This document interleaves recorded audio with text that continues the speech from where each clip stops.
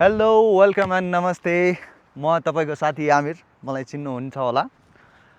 मेरो channel Aamir SX 250 बाट म आज मेरो यो बाइकको रिभ्यू गर्नेवाला छु, जुन कि मैले धरानबाट मगाएको थिएँ। नेपालगञ्जमा सोरुम नहुँदै बाइक मैले मगाएँ धरानबाट हैन, कसरी मगाएँ म त्यो सेयर गर्छु तपाईलाई। अनि यो बाइक्सलाई मैले अलिअलि मोडिफाई गरेछु, सो म त्यो तपाईहरुलाई देखाउनेवाला छु। आउनुस् देखाउँछु म के मोडिफाई गरेछु। यता आउनु म देखाउँछु तपाईलाई। यो ग्रिल लाइट हाले हैन, यो ग्रिल लाइट मैले अमेजनबाट मगाएको थिएँ इन्डियाको। अनि यो लाइट चाहिँ मैले दिल्लीबाट मगाएँ। यो दुईटै लाइट चाहिँ दिल्लीबाट सँगै आएको थियो। अनि यो फिटमेन्ट चाहिँ मैले आफै गरे हो। यसको भिडियोज यदि मसँग अझै अवेलेबल छ भने म यसमा क्लिपिङ गरिदिन्छु हैन। अनि त्यसपछि यो लेग गार्ड चाहिँ मैले एजी स्टारको मगाएको थिएँ हैन। एजी स्टार भन्ने कम्पनीको यहाँ देख्न सक्नुहुन्छ तपाईले। अनि यो चाहिँ योसँग मात्रै आएको थियो। यो चाहिँ मैले आफै मोडिफाई गरेँ वेल्डिङकोमा लगेर। आफ्नो यो पुरानो बाइकको ह्यान्डल थियो मसँग, त्यो काटेर वेल्डिङ गर्न लगाएँ, अलि बलियो गराएँ।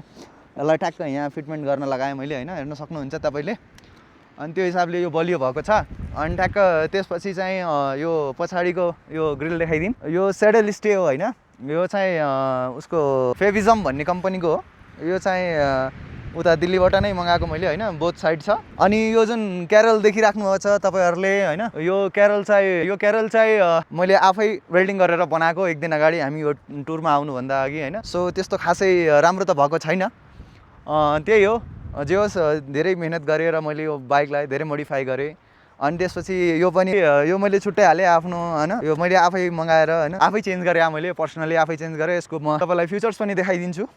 यस्तो चाबी अन गर्दाखेरि। अनि त्यसपछि यो साइड लाइट गर्नुहुन्छ भने यसो साइड लाइट ट्याक्क यो पनि जल्ने हुन्छ। यता यो जल्छ ट्याक्कै। तपाईले हेजार्ड जलाउनुहुन्छ भने नि मैले हेजार्ड चाहिँ ट्याक्क यसरी तपाईले हेजार्ड जलाउनुहुन्छ भने दुईटै जलाउन पाउनुभयो हैन, माथि ह्यान्ड गार्डमै यसरी बनाएको छु। अनि यो तपाईले ट्याक्क यो बन्द गरिदिएपछि त्यहाँ रेड डेभिल पनि हेर्न मिल्छ। ट्याक्क रेड डेभिल जलिरहेछ, यो दुईटै ह्यान्ड गार्डमा लाइट जलिरहेछन्। अनि यो यस्तो छ यसको लाइट्सहरू, म देखाइदिन्छु तपाईलाई। अनि त्यो सँगसँगै मैले यसमा चाहिँ तपाईको फ्युल बोक्नलाई एउटा जेरिकेन भन्ने पनि मगाएँ हैन। यसो हो, धेरै लामो टुर गर्छौँ, राइड गर्छौँ हामीले, सो बेला बेला हामीलाई चाहिरहेको हुन्छ। अनि मस्ट नेसेसरी पार्ट हो। कुन ठाउँमा फ्युल पाइन्छ पाइँदैन भन्ने कुराहरू आफूसँगै छ भनेपछि सँगै बोकेर लान पाउनुहुन्छ। जे होस् 5 लिटरको क्यापेसिटी तपाईसँग हुने भयो एक्स्ट्रा हैन। त्यस सँगसँगै मैले यसमा चाहिँ तपाईको टप बक्स पनि मगाएको छु हैन। यो आरपी रेसिङ भन्ने कम्पनीको हो। यसको फिटमेन्ट पनि मैले आफै गरेँ। तपाईले मेरो युट्युबमा भिडियो हेरिसक्नु भयो होला। अनि यस्तै हो। अनि त्यसको साथसाथ यसमा मैले सानो मोडिफिकेसनहरू पनि गरेछु आफैले। त्यो के छ भन्दाखेरि यहाँ पिलियनलाई मेरो गाह्रो नहोस् भनेर मैले यो पिलियन फुटरेस्ट हालेछु एक्स्ट्रा हैन। त्यसपछि यो मेरो साइलेन्सर बचाउनलाई जोस यो पनि हाले हैन, जोस बाइक डल्यो भने साइलेन्सरमा असर नआएर यसमा आओस् भनेर हैन। यो सँगसँगै एउटा सानो अझै मोडिफिकेसन म देखाउँछु के गरेछु भनेपछि उतै छ हैन।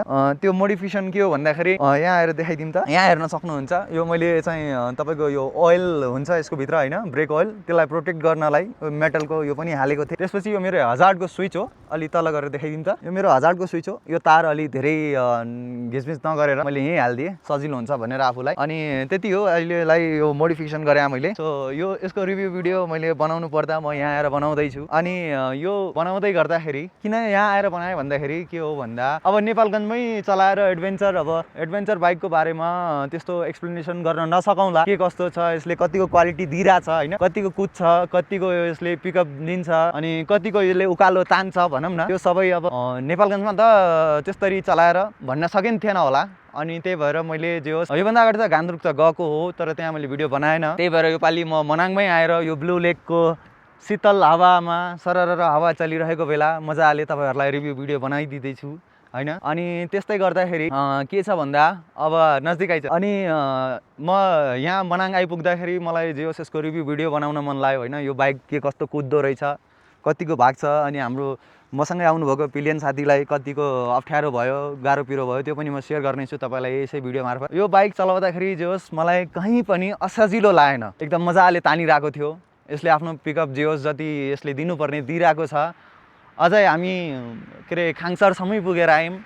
खाङसरसम्म पनि हामीलाई त्यस्तो हैन तान्दै तानेन, अथवा कतै लेग गरिरहेछ, पावर ल्याग भइरहेछ भन्ने कतै फिल गराएन यो बाइकले जे होस् हैन। सो मलाई एकदमै मन पर्यो। 250 सीसी सेगमेन्टमा यो एकदम राम्रो बाइक हो भन्न सकिन्छ र सो यति हो हैन। अब मेरो पिलियन साथी जुन हुनुहुन्छ उहाँको रिभ्यू म देखाउने छु तपाईलाई। सो उहाँ हुनुहुन्छ मेरो पिलियन साथी जुन मसँग चाहिँ मेरो बाइकमा पछाडि बसेर आउनु भएको थियो र उहाँसँग म केही क्वेसनहरु सोध्न गइरहेको छु हैन। मलाई के कस्तो जे होस् बाइक पछाडि बसेर आउँदाखेरि के कस्तो लाग्यो भनेर हैन। अनि के छ त आफ्नो सबैभन्दा त अगाडि तपाईँ आफ्नो परिचय दिनुहोस्। मेरो नाम चाहिँ कुणाल कुमार गुप्ता हो, घर चाहिँ नेपालगञ्ज, वार्ड नम्बर 1। अनि के छ त तपाईँ नेपालगञ्जबाट बुटोलसम्म आउँदाखेरि के थियो त यसको बाइकको चाहिँ पछाडि बस्दाखेरि तपाईँलाई कस्तो फिल भयो? एकदम कम्फर्टेबल छ। अलमोस्ट अहिले चाहिँ बुटोलको बाटो बिचबिचमा डाइभर्जन छ अनि हजुरको अब डाइभर्जन गर्दाखेरि हाम्रो एकदम के बाटो चाहिँ एकदम बिग्डेको हुन्छ नि। अब त्यस्तो त्यो पिच भनेको त पिचै भइहाल्यो, तर यस्तो यो माटोवाला ठाउँमा यस्तो तलमाथि भयो भने पछि त घच्याघुचुक हुन्छ नि। तर त्यो फिल चाहिँ मलाई आएन के। म सुतेर पनि आएँ मजाले, पछाडि सुतेर झुम्दै झुम्दै मजाले आएँ, तर मलाई एक ठाउँमा हच्का भन्ने पुच्का भन्ने केही पनि लागेन के। एकदम त्यो बुटोलभन्दा अगाडिको बाटो अलिअलि बिग्रेको छन् हैन। अनि कतै खाल्टो कतै उखाल्टो हैन, त्यस्तो उकालो ओह्रालो गर्दै हामी जे होस् बेसी सहरसम्म पुग्यौँ एकदम। अनि त्यसपछि बेसी सहरबाट यता मनाङको गन्तव्य हामीले सुरु गऱ्यौँ हैन। अनि त्यसपछि हामी खाङसरसम्म गयौँ हैन, हाम्रो लास्ट स्टे एकदम। के छ त अनि खाङसरसम्म तपाईँलाई त्यस्तो बाटोहरू के कस्तो लाग्यो? बाटो त यो मनाङको बाटो यस्तो नर्मल बाइक्सहरू अब म आउँदैन म भन्दैन, आउँछ बिस्तारै आउँछ, तर जुन कम्फर्टेबल्ली हजुर यो बाइकमा आउनुहुन्छ त्यो कम्फर्टेबल चाहिँ अरू बाइकमा पाउँदैन। आउँछ यस्तो खाल्टाखुल्टीहरू पनि कुदाखेरि तपाईँलाई त्यस्तो गाह्रो भयो कि भएन? नै, त्यस्तो फिलै आउँदैन यसमा हजुर। यस्तो साथी सिधै भन्दाखेरि साथीहरू, म सुरुमा त बसेर आएँ होइन। अब बसेर हेर्दाखेरि त यो बाइक चाहिँ चलाउन गाह्रै होला फिल भइरहेको थियो। पछितिर उसले चाहिँ अब थाकिसकेपछि हाम्रो साथी चाहिँ थाकिसक्नु भयो होइन। त्यसपछि मैले भने ल्याउ म चलाउँछु। उहाँ चाहिँ सुरुमा चाहिँ अलि डराउनु भयो के सक्छ कि सक्दैन। पछि मैले चाहिँ जब राइड गरेँ नि, लाइक यहाँदेखि त्यहाँसम्म पुगेँ नि, लाइक वाट मैले के सोचिरहेको थिएँ, यो बाइक त्यस्तो गाह्रो त रहेनछ नि, यो त जसले पनि चलाउन सक्छ, यति इजी यति कम्फर्टेबल छ नि यो बाइक, कुरै नगर्नुहोस्। अनि तपाईँको हाइट कति छ अरे? मेरो 5.6 छ। अनि त्यो तपाईँको हाइटको हिसाबले के छ त, अलि के गाह्रो पिरो भयो कि भएन खुट्टाहरू यसो टेक्दाखेरि? नै, त्यस्तो मैले फिल चाहिँ गरेन। मैले यो हिमालयस पनि चलाएँ, हिमालयमा पनि चलाएँ होइन, पहाड तल डाउन अप डाउन सबै चलाएँ मैले चाहिँ। अनि के लाग्छ त तपाईँलाई यो जस्तो 5-6 भएको हाइटहरूलाई पनि जे होस् कम्फर्टेबल छ भनेपछि चलाउने मान्छेहरूले जे होस् एकदम लिन सक्नुहुन्छ मजाले। अनि हामीले चाहिँ यो मनाङसम्म यो बाइक ल्याउँदाखेरि के छ त एक्सपिरियन्स के भयो मान्छेहरूको जुन देखाइ हुन्छ होइन एउटा यो बाइकको होइन? म फर्स्ट अफ अल एउटा सिधा कुरा भन्दाखेरि यो बाइक यदि हामीले ल्याउँथेनौँ भने जुन इज्जत जुन राइडरहरूले दिइरहेछन् नि हामीलाई, त्यो इज्जत स्योर हामीले चाहिँ पाउँथेनौँ। यो बाइक हेरेर हाम्रो लुक हेरेर जुन इज्जत हामी यदि बुलेट ल्याएको भए, बुलेटको म चाहिँ लाइक म अरू केही भन्दैन, बुलेटलाई मैले त्यो नराम्रो राम्रो भन्न खोजेको होइन, बट एज अ हिमालयस पहाडी क्षेत्रको लागि चाहिँ यही बाइक बेस्ट छ र हेर्ने मान्छेको नजरिया पनि यो बाइकमा हिँड्दाखेरि छुट्टै छ, आनन्द आउँछ। अनि तपाईँले मलाई कसरी चिन्नुहुन्छ? पहिला आजदेखि लगभग 10-11 वर्ष अगाडि हामी चाहिँ उहाँ गुराँसे जाँदाखेरि त्यति बेला उसको CF मोटो भन्ने बाइक थियो। अहिले चाहिँ उसँग यो सुजुकी V-Strom 250 SX छ र एकदमै बेस्ट छ यो बाइक चाहिँ। अनि त्यसपछि बाइकको प्लानिङहरू गर्दाखेरि तपाईँले आफ्नो बाइक पनि छ होइन तपाईँसँग? छ, मसँग बुलेट 350cc छ, जस्ट भर्खर अहिले अब 3 मन्थ्स हुन्छ किनेको चाहिँ। अनि के छ त अनि आफ्नो बाइक नल्याउने किन सोच्नुभयो र हामीले यो चाहिँ सुजुकी नै लैजानुपर्छ भन्ने किन यस्तो आयो होला तपाईँको मनमा? First of all this is Himalayas bike, Himalayan bike के जसरी यो जुन लुकको हिसाबले छ नि, लुक अनि यो पहाडी क्षेत्रको हिसाबले चाहिँ यही बाइक ठिक छ। हजुरहरू पनि आउँदाखेरि यस्तै बाइकमा आउनु होला। सो साथीहरू तपाईँहरूले चाहिँ मेरो साथी प्लेन साथीको चाहिँ सुन्नुभयो के कस्तो उसको एक्सपिरियन्स भयो यो बाइकमा। यहाँ सिटमा यो सिट स्पेसली त्यसैको लागि तयार गरेको छु भनेर मनाङको लागि यसमा बसेर आएको छ मजाले। मैले यो टप बक्सको यो पछाडि चाहिँ होइन यो फर्महरू लगाइदिएको थिएँ उसलाई गाह्रो नहोस् भनेर। अनि यस्तो हो उसलाई मात्र भन्दा पनि म पनि त अब बसाउँला, मलाई पनि थकाइ लाग्छ बेला बेला यसो बसेर अगाडि आएर भोसडिक बोलिरहेको छु त, अनि अगाडि यसो चलाउँदा म पनि थाकाउँला।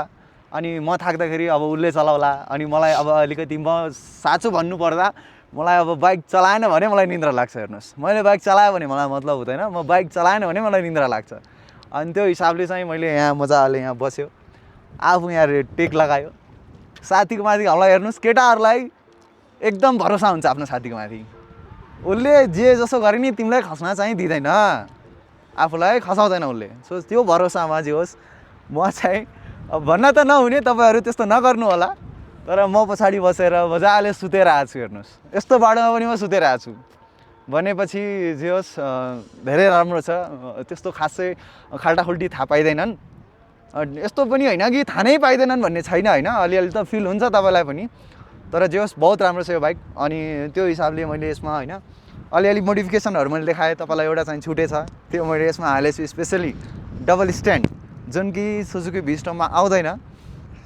र त्यो मैले आफै वेल्डिङ गरेर मगाएर सामान अनि वेल्डिङ गरेर बनाएर काटेर यताउति लगाएँ होइन अनि पेन्ट पनि आफै गरेँ म देखाउँछु तपाईँलाई डबल स्ट्यान्ड पनि लगाएर यहाँ हेर्न सक्नुहुन्छ तल यहाँ डबल स्ट्यान्ड यो लागिरहेछ यहाँ अहिले 4 भएको छ टन्नै यहाँ यस्तो लागिरहेछ यो म तपाईँलाई लगाएर देखाउँछु ट्याक्क होइन एकदम कम्फर्टेबल छ